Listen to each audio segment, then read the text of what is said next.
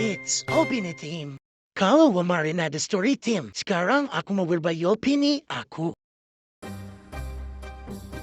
Aku benci banget deh sama breeder. Saya enaknya banget jualan kucing di sosmed.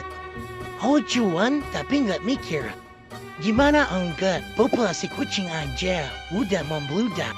Ini lagi ada orang pernakin kucing di shelter di jalan aja banyak.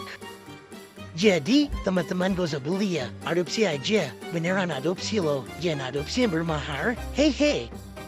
Banyak kucing yang dijahatin dan gak punya rumah. Jadi, apakah baik atau tidak beli kucing di breeder, guys? Obrolin di komentar yuk.